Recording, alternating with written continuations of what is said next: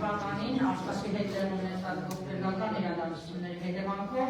120,000 արցախցի ենթարկվեց էթնիկ զտման։ Մենք փորձեցինք Արցախը։ Մեր հայրենակիցները բազմաթիվ խնդիրների առնչվեցին։ Ամեն մի սրբացավ քաղաքացի ու կազմակերպություն ձգտեց անել հնարավորին ու անհնարը արցախցիներին ձեռք մեկնելու համար։ Մայր Հայաստանը և ԱՌԿ փաստաբանական գրասենյակը շուրջ 2 տարի է համագործակցաբար աջակցում են Արցախի շփոթի տեղահանված մեր հայրենակիցներին, մատուցելով անվճար իրավաբանական ծառայություններ։ Այսօրվա մեր հավաքի նպատակը մեր գործունեության արդյունքները ներկայացնելն է, ինչպես նաև հետագա քայլերի մասին խոսելը։ Մինչ այժմ մեր կատարած աշխատանքների մասին որոշակի ամփոփ տեղեկություններ ներկայացնելու համար խոսքը տրվում է ԱՌԿ փաստաբանական գրասենյակի ղեկավար Վլադիմիր Պողոսյանին։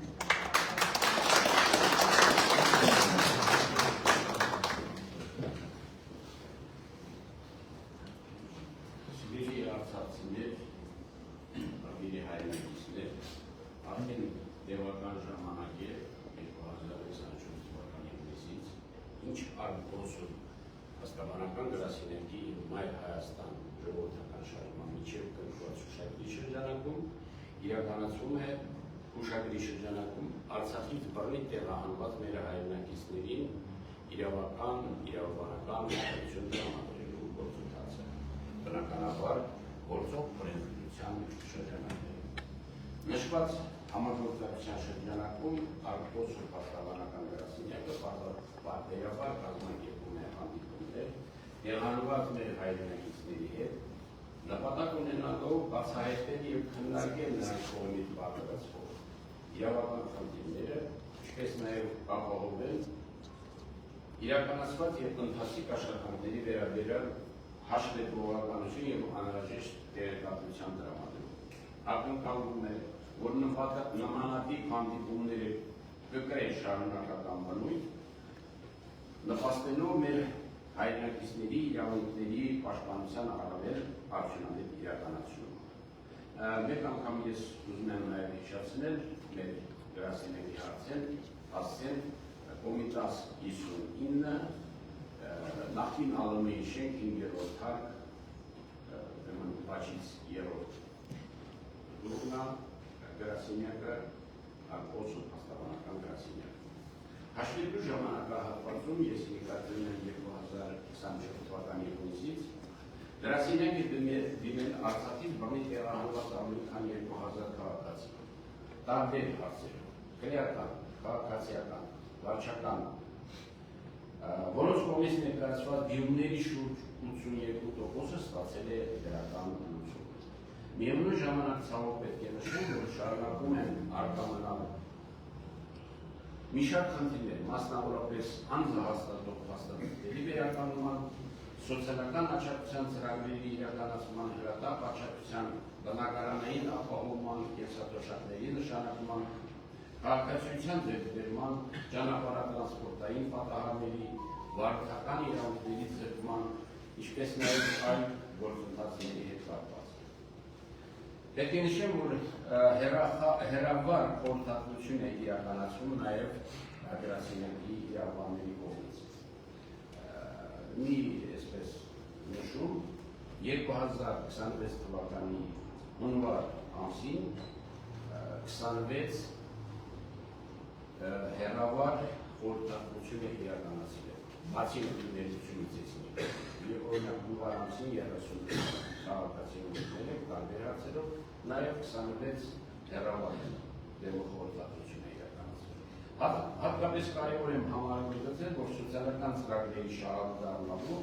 և քաղաքացիություն ստանալու նպատակով ստեղծված էլեկտրոնային հարթակները, որ հիմա գործում է չափազանց բարդ են, ինչի հետևանքով մեր հայրենակիցները բախվում են էական դժվարությունների, իր գործընթացները դառնում են ժամանակատար, հաճախ անհասանելի։ Այս պահին ընթանում են հետևողական և նպատակային աշխատանքներ կապված Արցախյան վերջին 23 թվականի սեպտեմբերյան պատերազմի ընթացքում զոհված Արցախի Հանրապետության ազգային անվտանգության ծառայության 11 աշխատակիցների իրավական կարգավիճակի հստակեցման, ինչպես նաև նրանց ընտանիքների աջակցության միջոցառումների իրականացման է։ Ես ներկայացնեմ, որ արդեն իմ ուրեմն ընտանիքների ներկայացրել են հաստատել, մենք սպասում ենք մյուս երկու ընտանիքների ներկայացնել, բնականաբար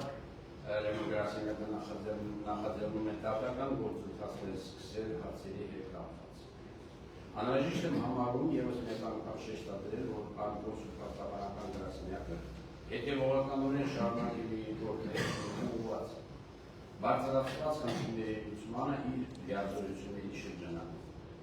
Նախատեսում ենք հանդիպումներ կազմակերպել, այսինքն ոչ միայն ընդունելությունը կազմակերպել Երևանում, այլ հանդիպումներ կազմակերպել ուրեմն մարզերում, շրջաններում, որպեսզի մեր հայրենակիցների համար ապահովենք հարմար եւ մատչելի շփումներ։ Եզրափակելով, այսքանով ավարտում եմ խոսքս, եզրափակելով ցանկանում եմ իմ խորին շնորհակալություն հայտնել ներկաներին այս ցուսաբերած ուշադրության եւ մեր գործունեության նկատմամբ ցուսաբերած վստահության համար, իսկ Մայր Հայաստանի գործնական շարժմանը առանձնապես ևս առաջնորդ Անդրանիկ Տիվանյանի համագործակցության ուշադրի շրջանակում արդյունավետ հետևողական եւ նպատակային համագործակցության համար։ Շնորհակալություն։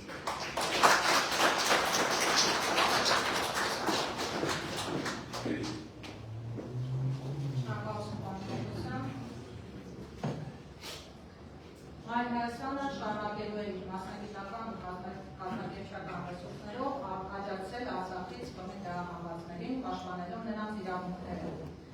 Արցախցիներն ունեն վերադարձ իրավունք եւ բնականորեն ընդունված նորմերով այլ իրավունքների պաշտպանության կարիք, բայց դա արդեն քաղաքական խնդիր է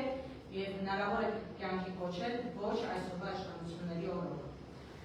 Հարգելի բարեկամներ, այնինչ տեղի ունեցավ Արցախի հետ լրջագույն հարված էր բոլորիս։ Հակառակ օրվա իշխանությունների բնդումներին մեր երկրի անվտանգային խնդիրները ոչ թե նվազել են, այլ ավելացել։ Արցախում եւ Հայաստանում տեղի ունեցած պատճառների ու հետևանքների մասին շատ են խոսել, ես այսօր եմ ներկայացնելու։ Բայց Հայաստանը որպես ազգային քաղաքական ուժ մշտապես իր ուշադրության կենտրոնում է պահում մեր երկրի անվտանգային խնդիրները, արցախահայության իրավունքների պաշտպանության հարցում։ Այժմ խոսքը տրամադրվում է Մայր Հայաստան շարժման եւ համանուն կուսակցության առաջնորդ Անդրանիկ Տիվանյանին։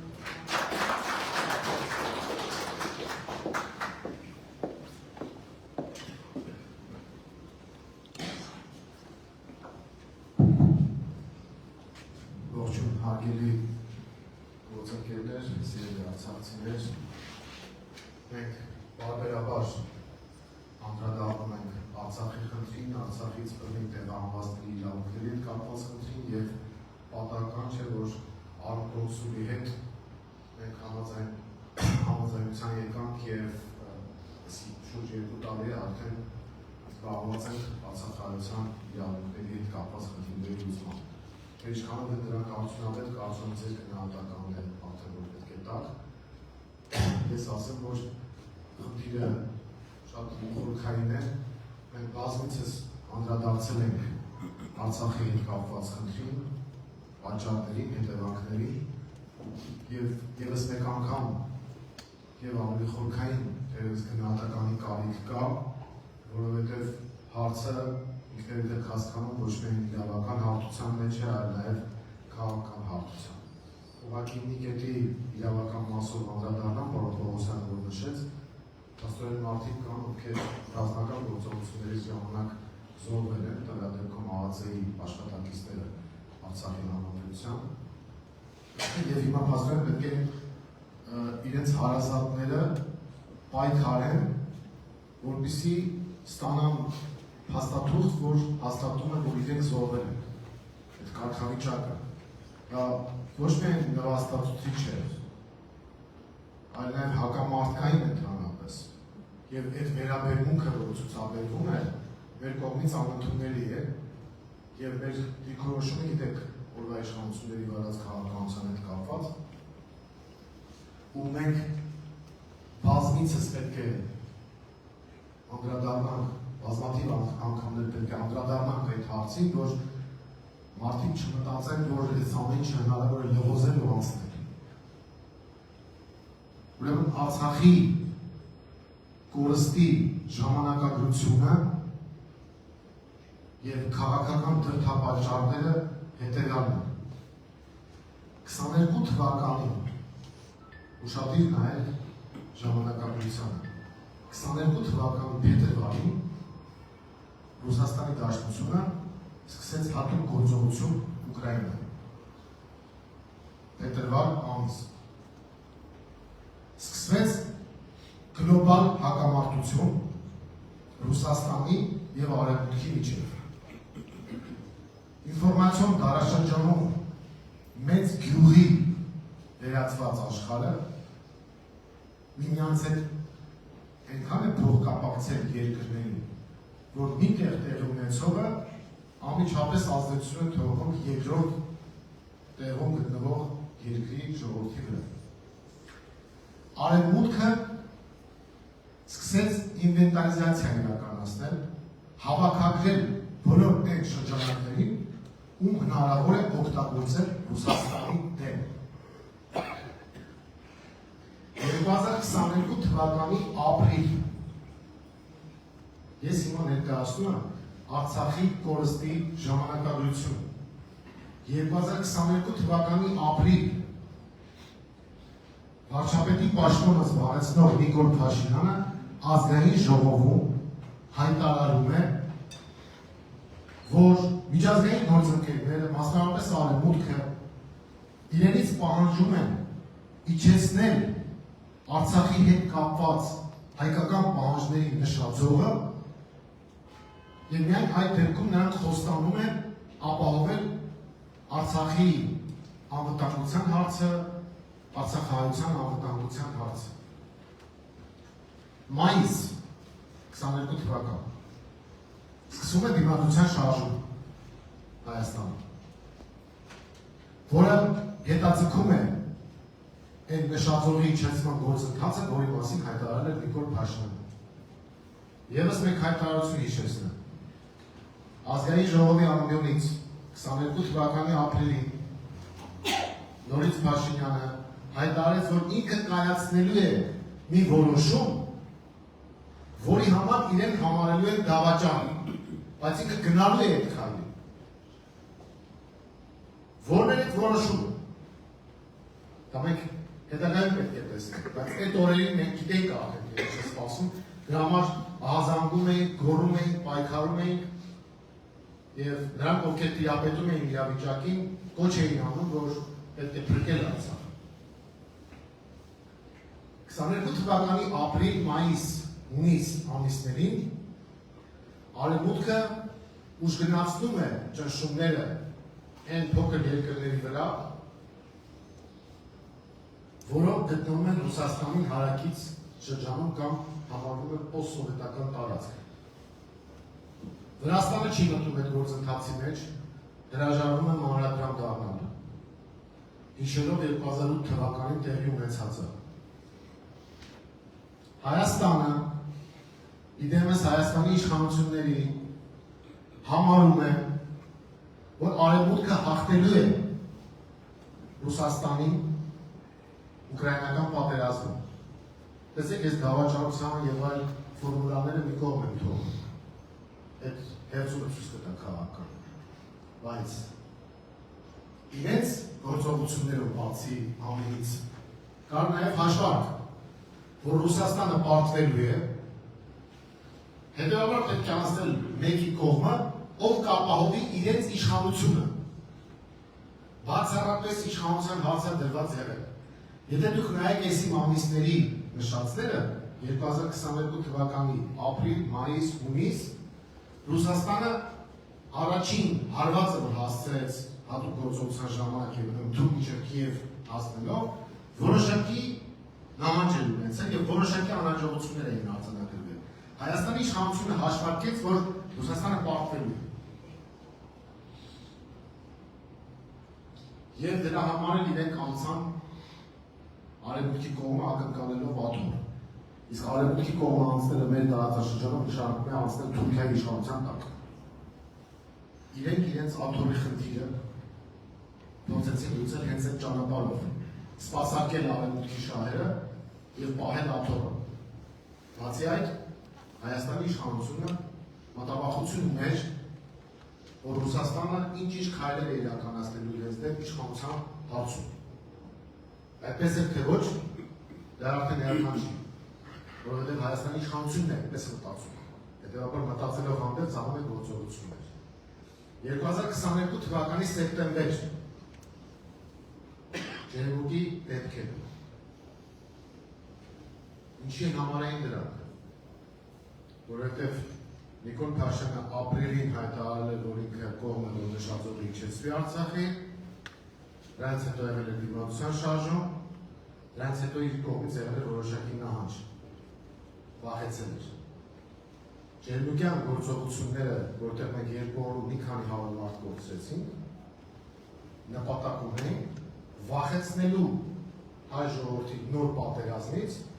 և ստիպելու, որպեսզի Արցախը հանձնելու գործընթացը արդեն առարկայական տեսք ստանա։ Այսինքն այն ինչ Հայաստանի իշխանությունը խոստացել էր կուլիսներում և որի պատճառով Ֆրանսիայի նախագահ Մակրոնը հիշեք այդ օրերին հարցազրույց էր տալիս և ասում էր, որ Նիկոլ Փաշինյանը շատ քաջ գործիչ է, ինքը շատ ռիսկ ունեցող գործիչ է, ապրի ինքը, ինչի համար ապրի, այդ հետո պետք է եղել և երևաց հոկտեմբերի 6-ին 2022 թվականի Պրահայում, որտեղ Մակրոնի, Միշելի միջնորդությամբ, Էրդողանի մասնակցությամբ, Ալիևի ներկայությամբ և հեռահար տարբերակով Բայդենի քավորությամբ տեղի ունեցավ Արցախի հանձնման պաշտոնական գործընթացի մեկնարկը։ Այսինքն ժամանակագրությունը ճիշտ ֆիքս է խնդրում։ Դա նույնպես արվեց արևմուտքի կողմից, որպեսզի վնաս տրվի Ռուսաստանին, որպեսզի ռուսական զորքերը դուրս բերվեն Արցախից, որպեսզի այս գոտին ևս հայտնվի արևմուտքի ազդեցության տակ և դառնա հակառուսական։ Փաշինյանը համաձայնեց դրան, հանուն իր իշխանության պաշտպանության։ Արդյունքում հոկտեմբերի 6-ին 22 թվականին պաշտոնապես Արցախը ճանաչվել է Ադրբեջանի մաս։ Ուղիղ չի ասվել, բայց արդեն ճանաչվել է։ Մենք այն ժամանակ էլ ավելի բարձրացրեցինք մեր ձայնը, որ ժողովուրդ Արցախը հանձնեցին Ադրբեջանին, սակայն ինֆորմացիոն աղմուկի մեջ նույնիսկ տարբեր դիմադիր շրջանակներ չէին ֆիքսել դա, և իշխանությունը խաբում էր, թե այդպիսի բան չկա, և արդյունքում արդեն տեղի ունեցավ 23 թվականի այն իրադարձությունները, որ մենք տեսել ենք, իսկ դրանից առաջ արդեն բլոկադա էր։ Բլոկադայի իրավունքը, այսպես կոչված, Ադրբեջանը ստացել է հոկտեմբերի 6-ին 22 թվականին, որովհետև եթե Հայաստանը ճանաչում է Արցախը Ադրբեջանի մաս, այդ դեպքում ավտոմատ կերպով Ադրբեջանը իրավունք է ստանում բլոկադայի ենթարկել Արցախը և Արցախի զինված ուժերին համարել ապօրինի ռազմական բանտակ։ Իսկ Լաչինի միջանց կոչված արդեն վերանում է այդ դեպքում։ Սեպտեմբերյան իրադարձությունները արդեն նպատակ ունեին վերջնական տեսք տալ հոկտեմբերի 6-ի որոշմանը։ Ընդ որում այնտեղ էլ պայմանավորվածություն ձեռք բերել։ Սեպտեմբերից առաջ Երևանի ավականու ընտրություններն են։ Հետագայում պարզ դարձավ, որ և Հայաստանում, և Թուրքիայում, և ամենուրեք ժամկետները համաձայնեցված են երբեմն հարձակվելու Արցախի վրա։ Հայաստանից խնդրել են սպասեք Երևանի ընտրությունների ավարտվի նոր։ Իսկ մենք Երևանի ընտրությունների մասնակցում ենք բացառապես Արցախի վրա կարգում։ Ուղղակի Մայր Հայաստանը միակ ուժն է, որ այդ օրակարգում էր մասնակցում։ Մնացածը այդ օրակարգով չէին։ Եվ ցավոք սրտի մենք Արցախի կորուստ ունեցանք նաև Հայաստանի իշխանության մասնակցության միջոցով։ Սա պետք է հստակ իմանալ։ Ուրեմն առաջին արևմուտքը խնդիր ուներ հակառուսական քայլի, ուզում էր այս տարածաշրջանում ներգրավել ուժերի, Վրաստան չհամաձայնեց, Հայաստան համաձայնեց։ Հայաստանի իշխանությունը այդ գործընթացը սկսել է դեռևս 22 թվականի պաշտոնապես ասեմ ապրիլից, երբ որ ազգային ժողովում հայտարարություն եղավ, և այս ամեն ինչը ավարտին է հասցվել սեպտեմբերի 23 թվականին։ հիմա էլ ասում եմ, որ ինչպիսի բարեբախտություն, որ մենք Արցախը կորցրել ենք, որովհետև ստացել ենք իբր խաղաղություն, իբր անվտանգություն եւ այլն, չկա նման բան։ Արցախի կորստով Հայաստանի անվտանգության համակարգը լրջագույն հարված է ստացել, ֆունդամենտալ հարված է ստացել։ Երևանի կենտրոնում սուրճ խմող քաղաքենին տարիներ շարունակ մտածում է, որ Արցախը խանգարում է, որ ինքը զարգանա, չեն գնահատում Արցախի դերը, բայց այդ քաղաքենին չեն մեղավոր, դերևս քաղաքական վերնախավի մեծ մասն է մեղավոր, որ այդպես չկարողացավ բացատրել, թե ինչ է նշանակում Արցախ, թե ինչ է նշանակում արցախահայություն, թե ինչ է նշանակում Հայաստանի անվտանգություն, որովհետև Հայաստանի անվտանգությունը հիմա կավ է, առանց Արցախի։ Արցախն առանց Հայաստանի չէր կարող, բայց մենք էլ հիմա առանց Արցախի չենք կարող։ Հայաստանի իշխանությունը հիմա կեղծ թեզ է առաջ քաշում, որ իբր Արցախը տալով մենք ստացել ենք վերջապես ինքնիշխանություն, ստացել ենք խաղաղություն եւ ստացել ենք անվտանգություն։ Դա սուտ է, մեծագույն սուտ, որը պետք է ամենօրյա ռեժիմով յուրաքանչյուր քաղաքացու բացատրվի, որ մենք հիմա ոչ թե ունենք խաղաղություն, այլ շոու հրադադար, որը կախված է մեկ մարդու կամքից, Ալիևի կամքից։ Ուզիկը կրակի, չի ուզի չի կրակի։ Իսկ որն է պատճառը։ Պատճառն այն է, որ հայ-ադրբեջանական հարաբերություններում չկա միջնորդ երաշխավոր։ Հանել են մեջտեղից միջնորդ երաշխավորի եւ արդյունքում ստացվում է, որ Թուրքիան ու Ադրբեջանը ընդդեմ Հայաստանի են։ Ինչ ուզեն ստանալու են։ Այս պահին հրադադար է, որովհետեւ ուզեցին Տաուշի մարզում իրենց ուզած տարբերակով սահմանագծում եւ սահմանազատում ստացան, մի մետր Հայաստանը չի ստացել, միայն Սիչել, դա ներկայացնում որպես խաղաղություն։ Ուզեցին Զանգեզուրի միջանցքը ստանալ, համաձայնագրով արդեն ստացել են, հիմա ուզում են կյանքի կոչել։ Ինչու մնացած հատվածները Հայաստանի չեն սահմանագծվում ու սահմանազատվում, որովհետեւ Ադրբեջանը հասկանում է, որ այդ ամեն ինչ ինքը կարող է ստանալ եւ ի վերջո Արևմտյան Ադրբեջան կառուցել, որի անունը այս իշխանությունները դրել են 4-րդ հանրապետություն։ Առանց միջնորդ երաշխավորի ստացվում է, որ առաջվա լեզվով ասեմ, բռնցքամարտիկների ծանր քաշելը թեթև քաշելնի հետ է կրում։ Ուրեմն միջնորդ երաշխավորները բնականորեն կարող են լինել Ռուսաստանը եւ Իրանը։ Մենք դրական ենք գնահատում նաև Ամերիկայի Միացյալ Նահանգների ներգրավվածությունը, բայց իրենք էլ են անկեղծորեն խոստովանում, որ գետնի վրա անվտանգության ապահովման հնարավորություն չունեն։ Իրենք մեզ բաց ասում են։ Թրամփը հայտարարել է, որ այս տարածաշրջանում իրենք անվտանգային հարցեր չեն լուծելու, բայց իրենց ներգրավվածությունը դրական է։ Բայց առանց գետնի վրա միջնորդ երաշխավորի Հայաստանը մտնելու է Արցախի օրը։ Մենք սա ամենօրյա ռեժիմով պետք է արձանագրենք, արձագանքենք եւ աղաղակենք, որ մարդիկ իմանան, որ այնպես չի, որ Արցախը ընկավ եւ վերջ Հայաստանը մակով ճանաչված երկիր է, կանչի լինի։ Սիրիան էլ մակով ճանաչված Ուկրաինան է։ Տեսնենք ինչ է կատարվում։ Ուրեմն մոտեցումների տարբերությունը հետեւյալն է։ Սա ուղիղ կապված է Արցախահայության հետ, որովհետեւ տարբերություն չկա, ինչ տարբերություն է։ Բաժանումներից պետք է դուրս գանք հայաստանցի հարաբերացի եւ բոլորս են հայերեն եւ Հայաստանի քաղաքացիներ եւ բոլորս անվտանգության հարցներ։ Արցախցիները տեղափոխվեցին Հայաստան, հիմա պետք է հասկանան հայաստանցիները ում են տեղափոխվելու այսպես շարունակելու դեպքում։ Այս ամենը պետք է տեղ հասնի։ Ուրեմն Ալիևի մոտեցումը հետեւյալն է. հայ-ադրբեջանական հարաբերությունները կարգավորվում են փուլային տարբերակով, որը ենթադրվում է, որ տեղի է ունենալու Հայաստանի կողմից միակողմանի փուլային զիջումների տարբերակով։ Հրամանի ժամանակավորապես չեն տեղակում։ Սպասում են իրենց մարդը վերարտադրվի այստեղ, ու մենք ստանանք ինչ-որ 21 թվականից հետո եղավ, ազգային ժողովի ընտրություններից հետո։ Հետևաբար մենք 21 թվականի կրկնություն չպետք է թույլ տանք։ Այն ժամանակ խաբեցին, ասեցին Արցախի ինքնորոշման իրավունքի հարցերով ենք զբաղվելու, հետո եկան ասեցին չէ, մենք սխալվել ենք Արցախը, Ադրբեջանը եւ վերջ։ Հիմա կարող ասենք Հայաստանը, Արևմտյան Ադրբեջանը եւ վերջ։ Ոչ մի տարբերություն չկա, ըստ այս կանցից։ Ուրեմն Ադրբեջանի մոտեցումը հիշեք, փուլային տարբերակն է։ Իսկ սա ոչ թե խաղաղություն է, այլ շոու հրադադար։ Խաբելություն։ Մենք հայաստանյան մոտեցում պետք է լինի փաթեթային։ Ուզում եք թրիպի ճանապարհով անցնել։ Շատ բարի։ Ելել եք, որ դա Հայաստանի իշխանության, տարածքային ամբողջականության և իրավասության շրջանակներում է։